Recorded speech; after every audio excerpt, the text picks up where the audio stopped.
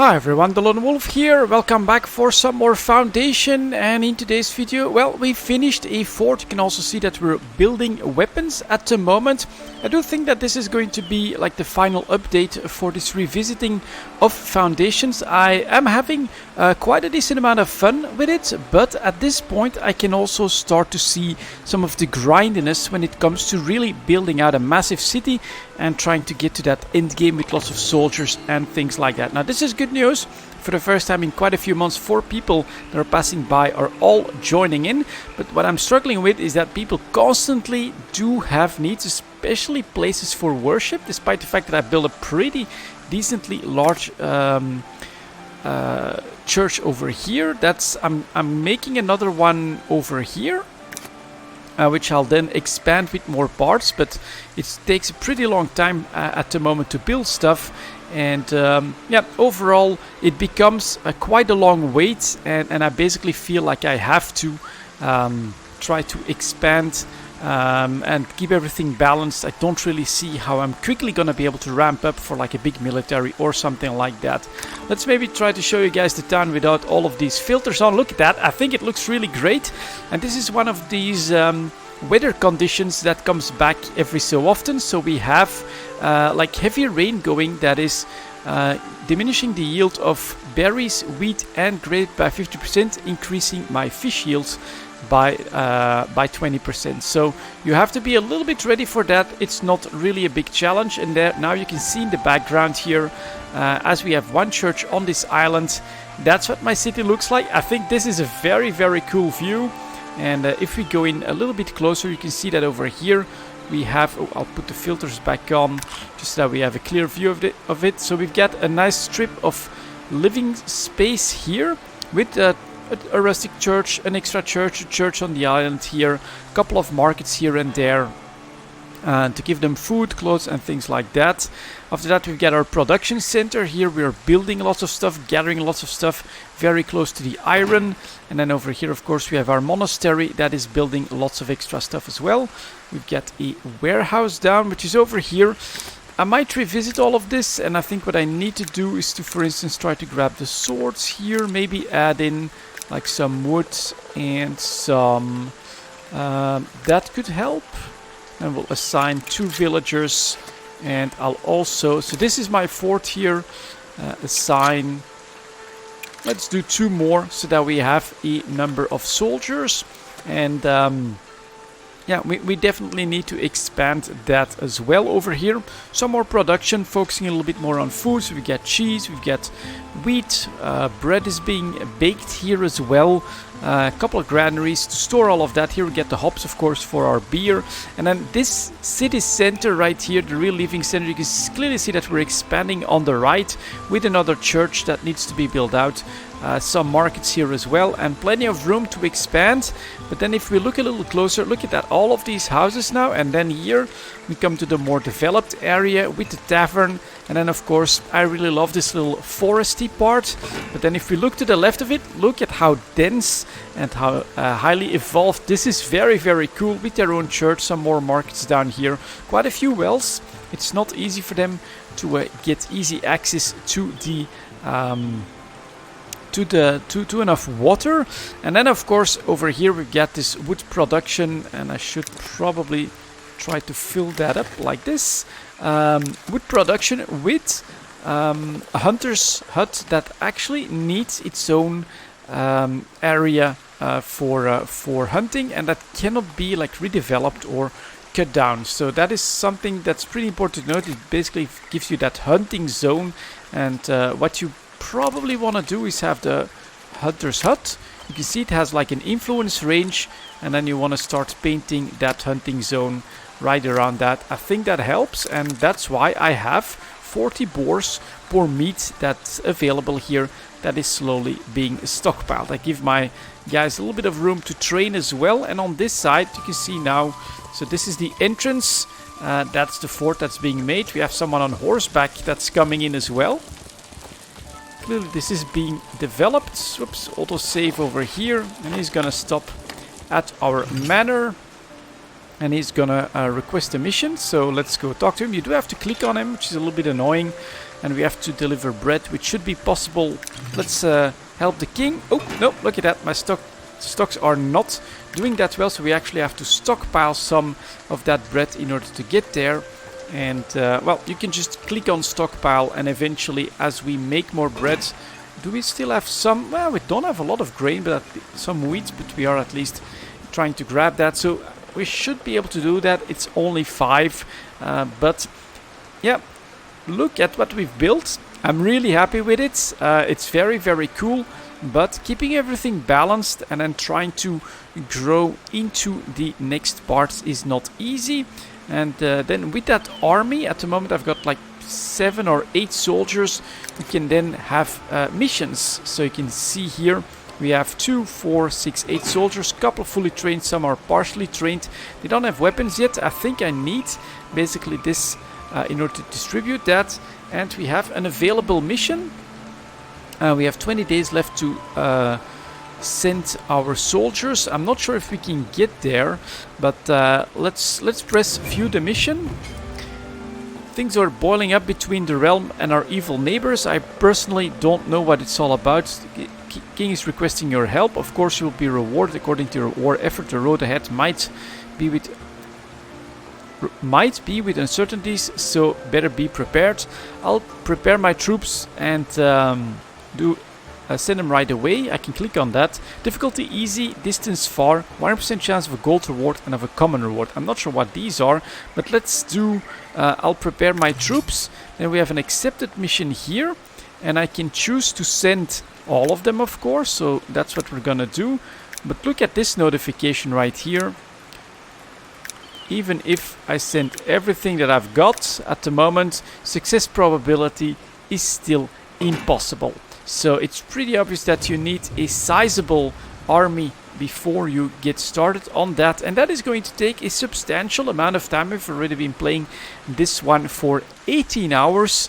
The rain is non-stop for a couple of weeks, so that is going to be a bit of a challenge as well on the bread, but we can look at that stockpile. That succeeded, so that gets us a little bit of extra golden influence. Not that I need it. Managed to finish this bridge as well.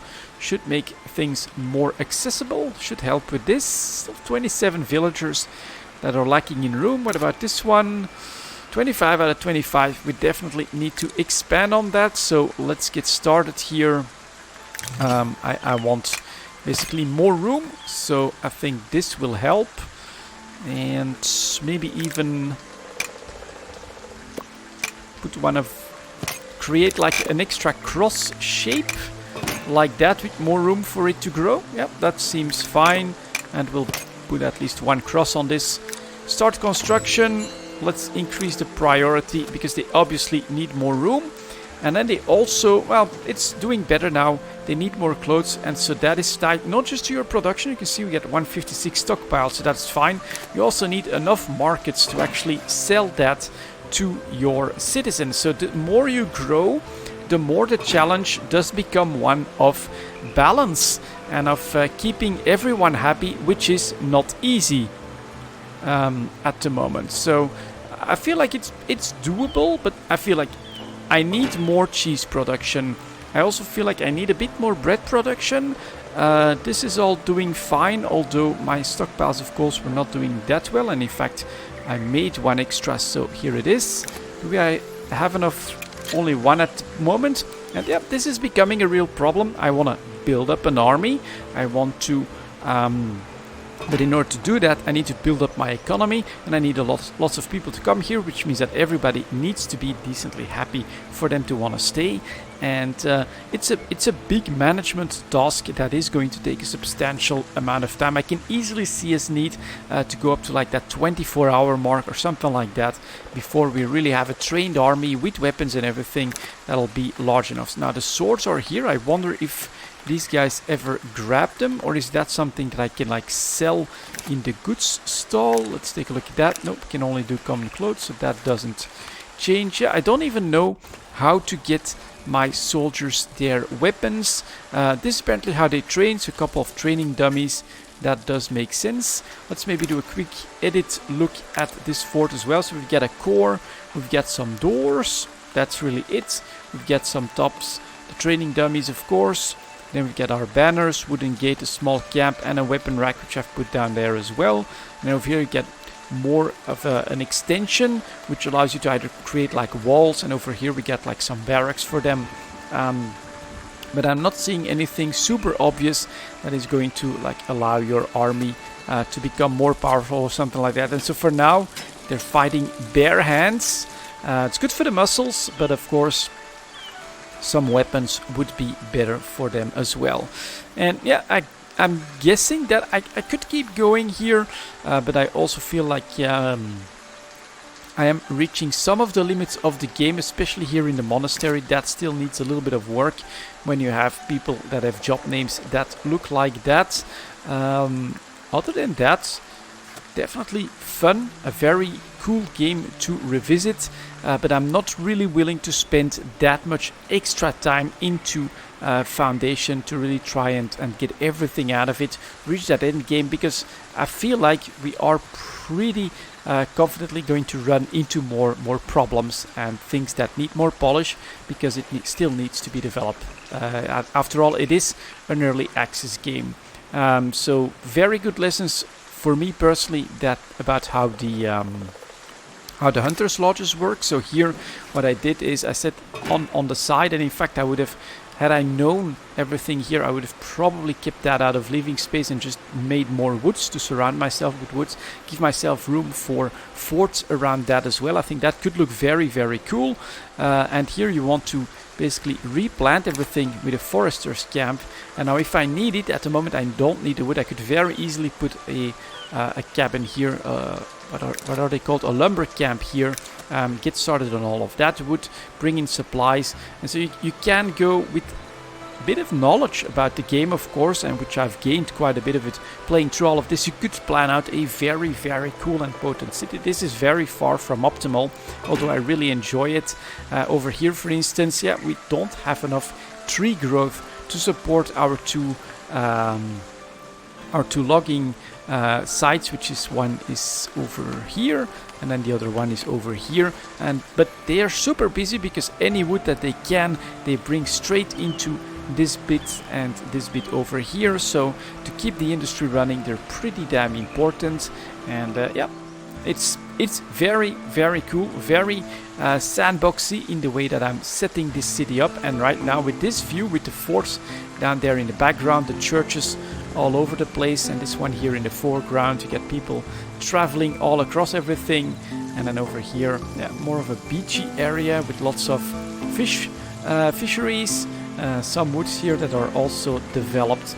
It's very, very cool. The monastery as well, I feel like it's in a pretty good spot. I needed more cloth production, so we went with another center there. And lots of room to grow, of course. All of this could still get filled up, just like our center of town that is now super, super developed. It's very, very cool, very fun to play as well. Definitely a game that I can actually recommend, despite the fact that it's early access. Especially, I would say, if you grab it like I did on a sale, then this makes a lot of sense, because you'll have a lot of fun just exploring the possibility, getting through the unlock phase a couple of times. It's the same every single time, but at this point, if we go here, of course, oh, I should really take that one as well. We have unlocked everything. And the next step, which I feel I'm not exactly sure what to expect there, is of course going to be the army manager with the missions. Is the mission available again? No, those will come like from time to time. I'm not sure what to think about that system just yet. If I find a lot of time, I may just keep playing the game and give you guys like an update if I figure out how that works. But for now, I think that this will be the last episode of Revisiting Foundations.